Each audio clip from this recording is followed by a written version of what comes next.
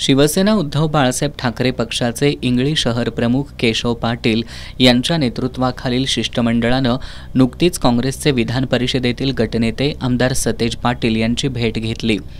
त्यांनी यावेळी इंगळी गावातील भूस्खलनासह चंदूर इंगळी प्रस्तावित पुलाच्या प्रश्नांबाबत निवेदन सादर केलं। इंगळी गावातील 6 मोटेची विहीर म्हणून ओळखल्या जाणाऱ्या विहिरीजवळ 25 मार्चला भूस्खलन झालं। यामध्ये विहिरीच्या संरक्षक भिंतीलगत व्यवसाय करणाऱ्या लोकांच्या 8 टपऱ्या विहिरीत कोसळल्या।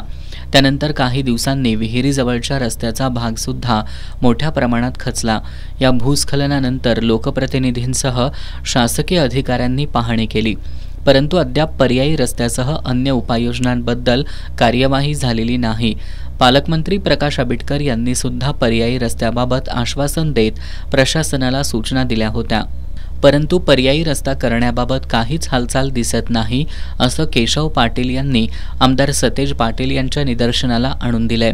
त्यांनी चंदूर ते इंगळी प्रस्तावित पुलाच्या कामाकडेही आमदार सतेज पाटील यांचं लक्ष वेधलंय।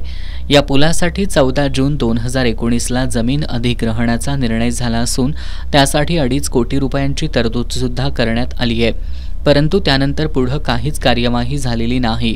हे दोन्ही प्रश्न इंगळी ग्रामस्थांच्या जिव्हाळ्याचे असून आमदार सतेज पाटील यांनी विधान परिषदेत लक्षवेधी मांडून याकडे सरकारचं लक्ष वेधावं अशी मागणी करणारं निवेदन केशव पाटील यांच्या शिष्टमंडळानं आमदार सतेज पाटील यांना सादर केलंय।